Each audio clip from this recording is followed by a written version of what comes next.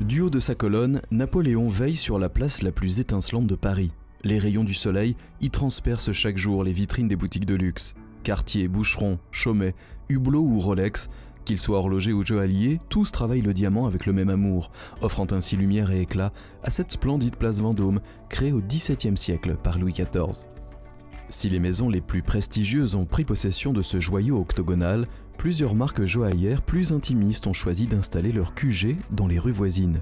Rue de Castiglione, rue Cambon ou rue Saint-Honoré, derrière les façades de ces immeubles moins clinquants, des ateliers de renom et des marques de joaillerie en plein boom.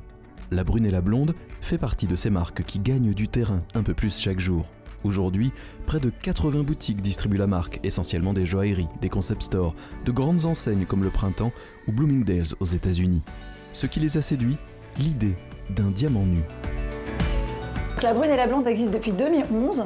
C'est une marque de joaillerie française et en fait notre spécificité c'est que l'on ne sertit pas les pierres. Donc ça c'est vraiment quelque chose qui a été la fondation de la marque et le fait de ne pas utiliser le serti classique qui est soit un serti griffe, soit un serti clos et qui permet, quand on utilise des diamants, parce qu'on utilise aujourd'hui essentiellement des diamants, c'est de vraiment optimiser la circulation de la lumière dans la pierre. Et cette spécificité que l'on a déclinée depuis 2011 sur toutes nos collections permet à la cliente qui porte nos bijoux de les porter en ayant une pierre qui vibre un petit peu et qui joue avec la lumière beaucoup plus que lorsque l'on a un serti classique, un serti clos ou un serti griffe.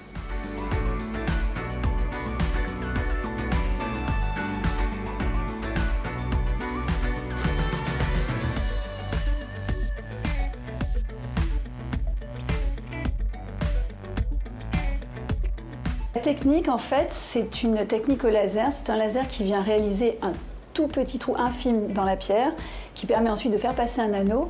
Et en fait, cet anneau, en fait, vient se glisser sur une chaîne de bracelet, de collier ou de boucle d'oreille. Et c'est ça qui permet à la cliente de porter le produit et de voir ce diamant à 360 degrés, ce qui n'est jamais le cas habituellement.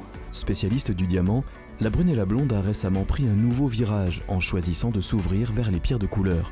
C'est ainsi qu'est née la collection Confetti, une collection qui suit elle aussi cette logique de pierres sans serti et portée à même la peau. Des gemmes qui prennent vie dans des ateliers de fabrication situés à seulement quelques centaines de mètres du showroom. Plusieurs fois par semaine, Véronique Tournet s'y rend armée de ses croquis. Une production locale qui a ses petits avantages. Les ateliers, et c'est important pour nous, ce sont des ateliers exclusivement français. On a une fabrication qui est totalement made in France à laquelle on est extrêmement attaché pour deux raisons.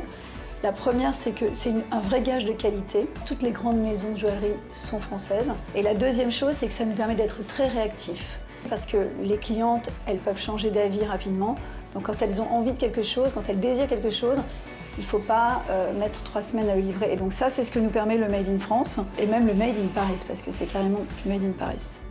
Clin d'œil original à la joaillerie de Pau, l'écrin La Brune et la Blonde s'inspire de l'univers de la cosmétique de luxe. Brillant comme idée.